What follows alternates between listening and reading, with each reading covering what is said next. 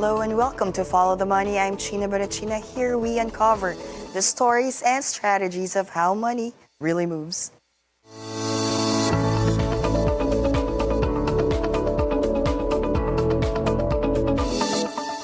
With me today is my co-market Marites, Dennis Lim, for the new episode of Market Marites here on Follow the Money. The PSEi is almost flat this month, up just 0.08 from October 1 to the 22nd yesterday. Foreign funds are cautious. Inflation stays steady at 1.7%, and the peso is hovering near 58 to the dollar. So the big question is, are we trading strategy or just gambling on rebound? Let's find out. So here's my partner. Pardon my voice, guys, but my partner here is actually, where are you right now? Dens, tell us. Hi China, I'm currently in Vegas. Yon, dahil In Las Vegas. nasa Vegas ka, magandang pag-usapan natin ang gambling at trading. Tama ba? Napakagandang timing ano. Oo, pati yung boses ko, napakagandang timing. So let's start with the basic. So when people hear trading, what does that really mean? Well, trading is basically just playing the technicals, right? So you're identifying lows, you're identifying highs, and you are buying at the low and trying to sell at the highs, no, for either a day trade or a swing trade. So you're basically relying on volatility to earn you some quick money. So if that's the case, so short-term trading, how about investing? What makes it different? Well, when we say investing, you have to be um, invested in the business for the long haul, right? So it's like, alam mo, if you have a friend and the friend tells you, I have a business idea, can you give me capital and you'll be a part owner of that business? You're in for the long term, right? You have to look at the business, how it's doing, and then try to see how the business is making money. And you can't just pull out your money today. You give your money today, you pull out your money tomorrow. That doesn't happen when you're invested in a business. So when you are investing in the stock market, remember that you are buying into the managerial capabilities of a business. So what are you buying into? If you're buying an Ayala stock, you are buying into the managerial capabilities of the Ayala group of companies, and you give them the trust that they can grow your money for you. So you have to be careful on who you give your money to. Are you giving it to somebody trustworthy, or are you giving it to a questionable management team who will just, uh, put money into their self-interest? I'm not saying people are doing that, no, but Yeah. it's something you consider when you go into business with someone, right? Even in real life, even with your friend, right? Give it to Dennis Lim. So one is fast money and one is patient money. But when does trading start to turn into what you call gambling, since nandiyan ka naman? Um, well, it becomes gambling when you don't know what you're doing, right? Because alam mo dito, when you're in Las Vegas, there's a slot machine everywhere. You arrive at the airport, there are already slot machines lined up there for you to put your money in. What are you putting your money into? There's nothing there. It's numbers, it's symbols, and you press a button and you hope for the best. And sometimes it can actually look like trading, because that's why when you read technicals, you will say, uh, is it going up or is it going down? There's a 50% chance it's going to rebound from the support. There's a 50% chance it's going to break down. You push the buy button and you let fates decide, no? But sometimes in trading kasi, you have some fundamentals to back up your bet, right? So you're betting on, let's say, a stock, let's say Pure Gold has retraced this much, right? You're betting that there's nothing wrong with Pure Gold, and you're buying the dip. So there's this confidence that you have to develop in order to push that button with confidence. So if you're pushing that button and pray, that's gambling. If you push that button with confidence and say, no, no, this is a good price to buy, and I'm here for the long term. So that's the I think the difference between gambling and investing is emotion, and the stock market really is the best. i- Shame, it's the best gauge of human emotion. It will test your emotion because you know your money is on the line. Yeah. So is it that easy to blur that line? Yes, I mean, humans are emotional creatures, right? Mm-hmm. It takes a seasoned trader to have steel, nerves of Yeah. steel, no, to stay to stay into a stock for good or bad, Mm-hmm. and have the confidence to say no, this is gonna go up. And a lot of friends, a lot of clients, they bought into crypto. I remember before crypto peaked at around 60,000. This was a long time before, and then went down to 19,000. That was a roller coaster ride, and Oh, everybody, yes.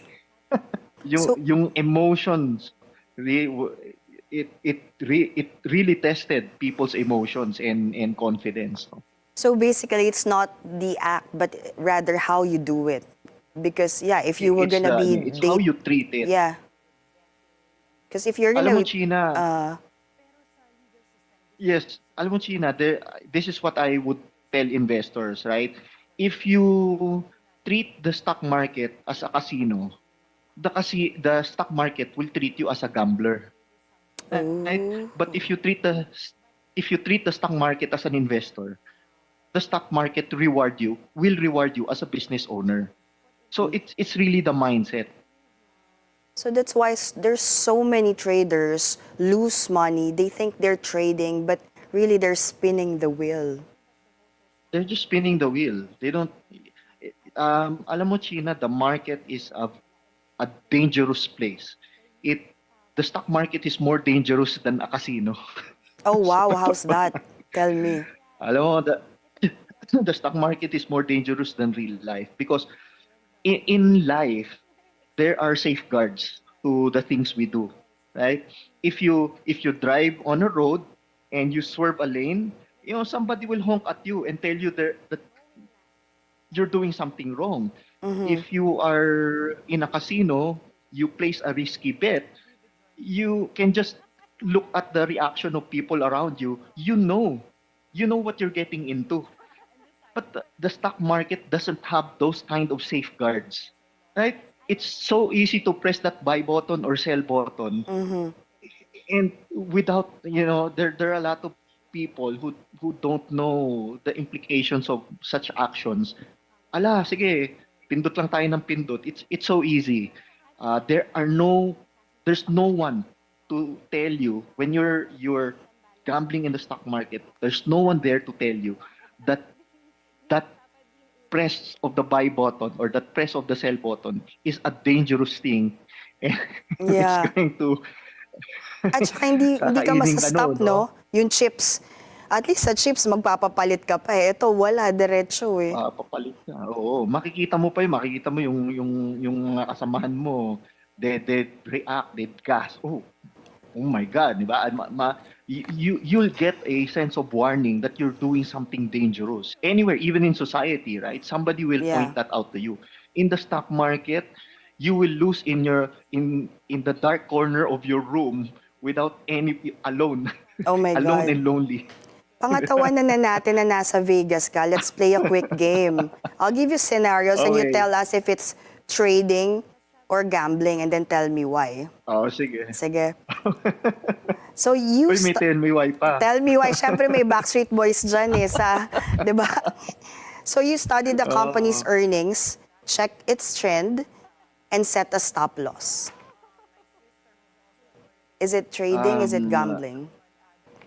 that's trading because you've set a stop loss. May discipline. Yeah. It's trading, right? Kasi lalabas ka pag there's a certain criteria that you'll exit. So that's trading, right? How about you bought a stock? By definition itself, Yes. by definition itself, kasi as I mentioned earlier, when you are invested in the business, hindi naman pwedeng nagbigay kang pera today tapos bukas ipo-pull out mo yung investment mo. It doesn't work that way, di ba? Totoo. So ito, how about this? You bought a stock because your friend said, sure, win daw yan, sabi ni Dennis Lim. Hindi mo Oy. sabi, hindi mo sabi.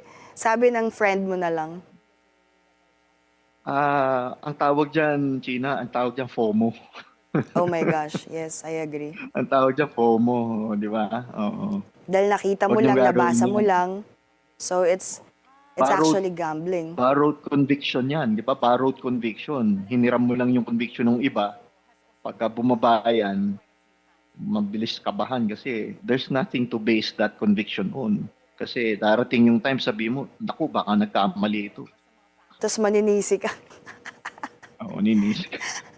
Di ba? Meron nga tayot, di ba? Trade at your own risk. True.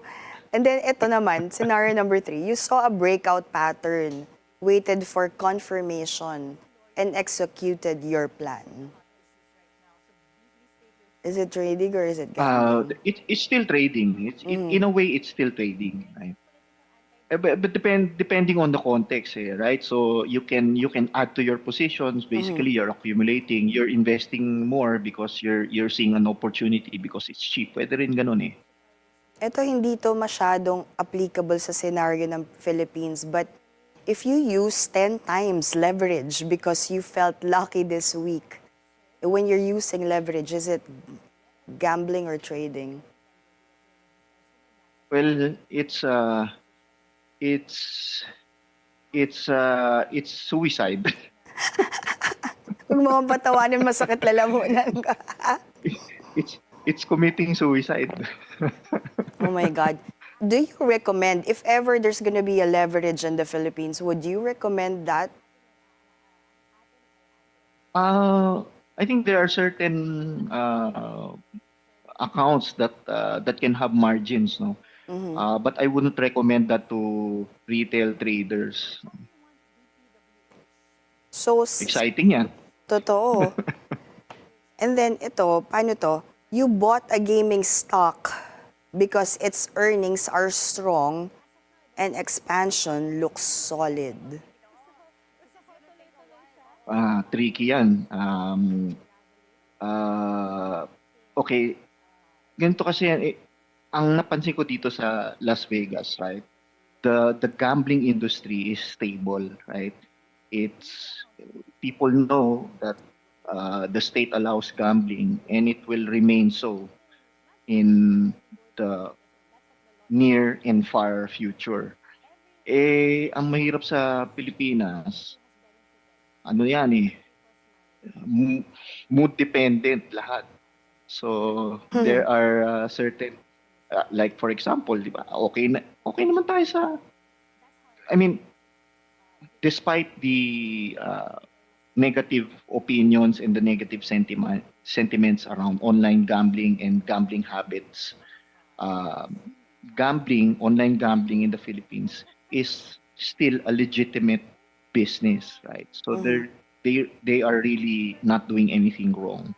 And as I've mentioned in previous episodes, no, for a government to change its mind at a whim just because of minsan kasi politicking na it's bad for business confidence, right? So if you're going to invest like billions of pesos into something and then watch that investment suffer because somebody wanted to grandstand. I'm not saying somebody did, no, but or people can change their minds that arbitrarily, and then you get that loss of confidence. Here in Vegas, diba? So you're going to invest in gambling, a gambling business here. You know it's going to be for the long haul because it's not going to be overturned, right? So just to answer your question, actually that's investing yan kasi you believe in the business You believe that I mean at the end of the day, DigiPlus is still on track to earn what? Trailing 12 months earnings of DigiPlus is still at 15.8 billion compared to the previous year of around 12 billion. So they're still growing despite the headwinds that they're facing Yeah. now. So fundamentally, they're still quite profitable. It's still and wala silang utang. So I Yeah. mean, that's the hallmark of a good business, and you're investing in it. Okay. Thank you Um, for that very and safe that's answer and very serious, but we're just warming up. Follow the Money returns after a short break.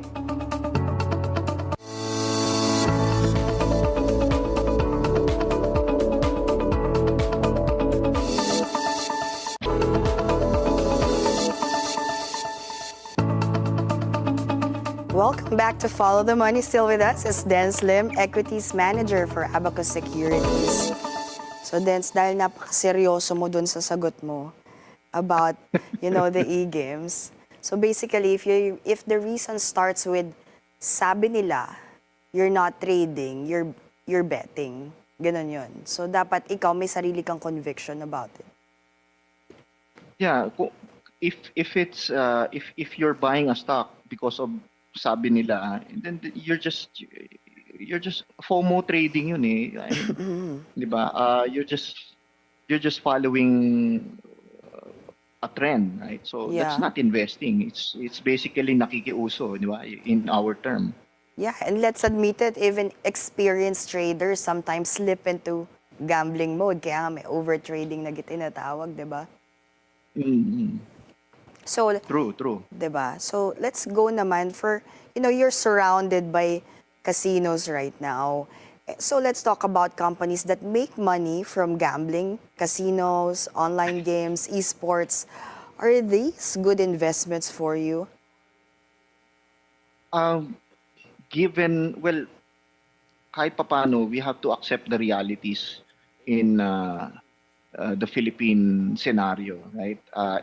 Most businesses in the Philippines that are subject to regulation has some form of risk attached to it, right?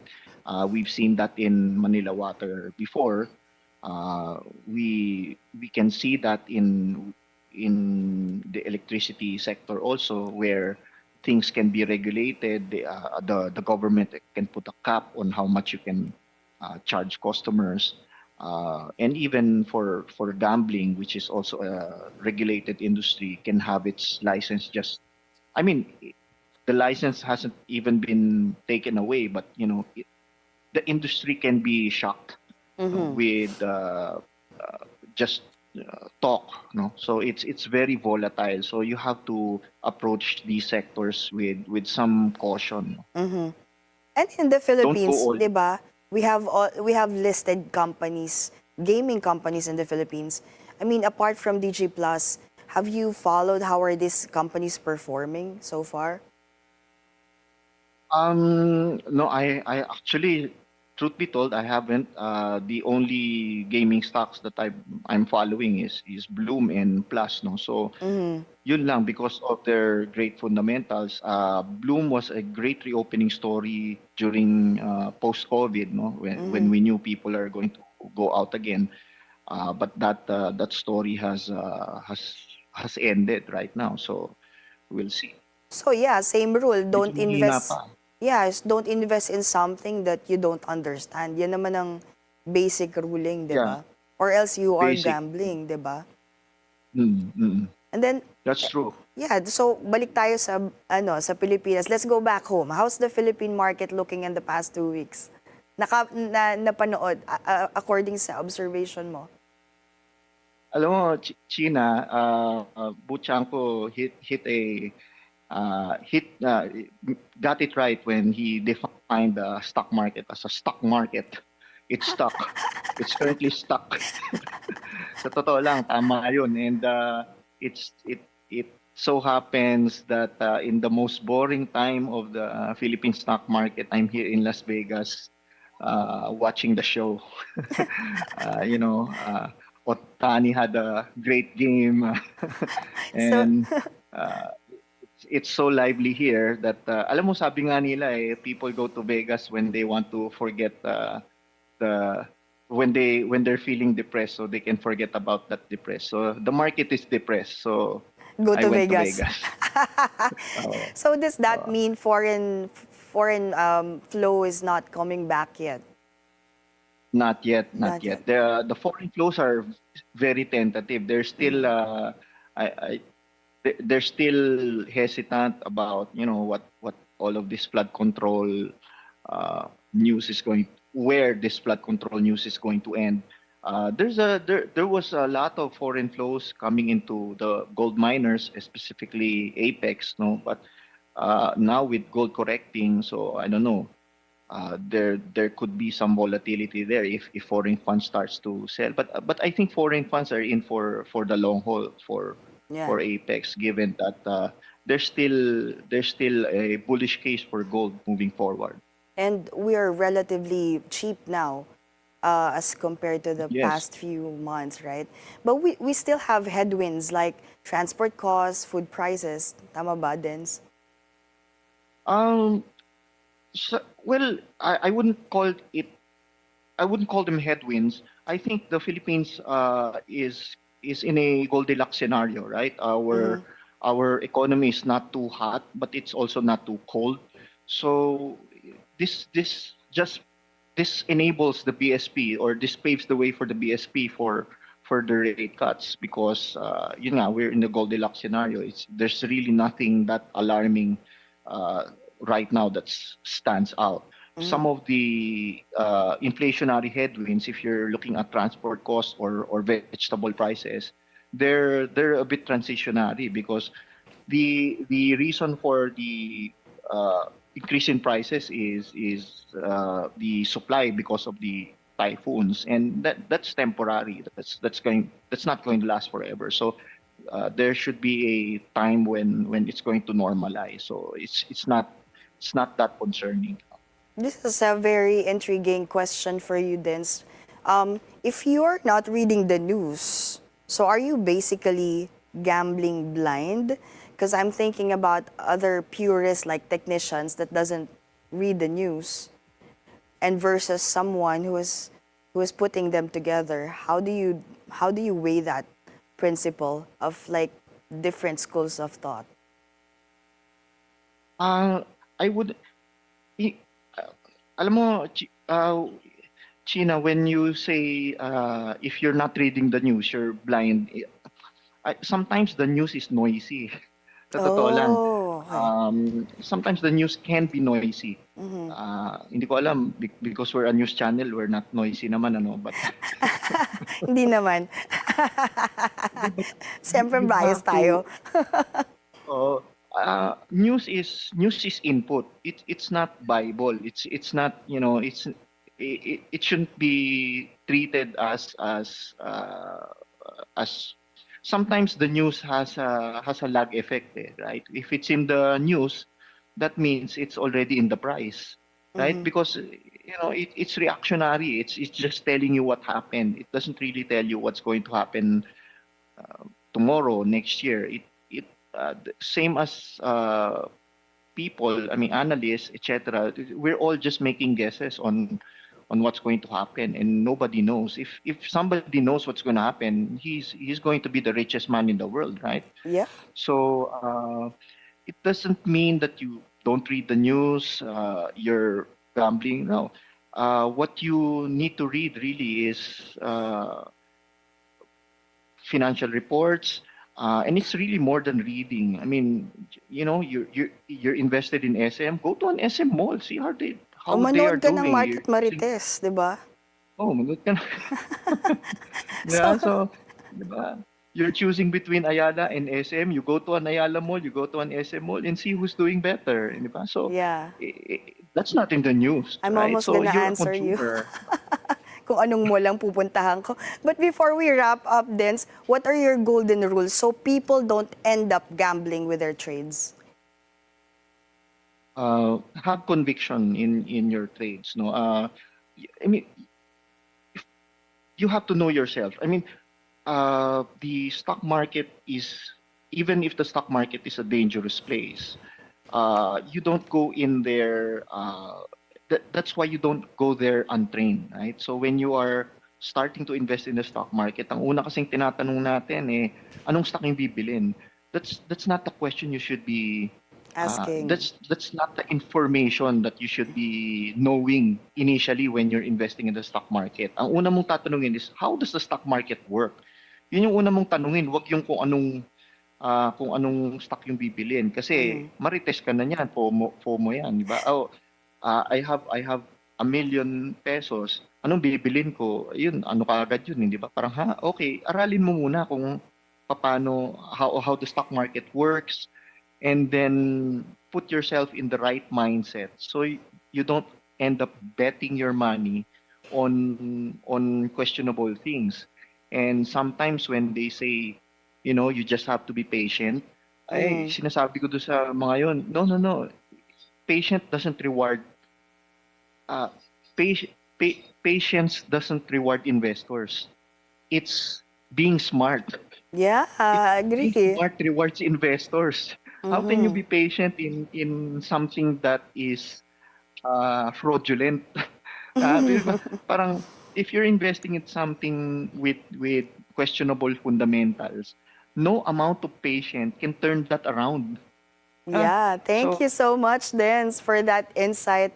Ang bilis ng oras, no, dyan sa Vegas. Akalain mo, tapos na oo, tayo. bilis ng oras. From Oo. Vegas to PH Market, today's lesson is clear. Trading isn't about right all the time. It's about surviving when you're wrong.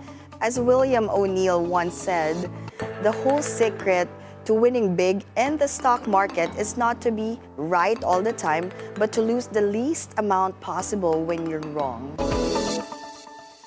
At the end of the day, whether it's the charts in Manila or the casinos in Vegas, it's not about luck, it's about logic.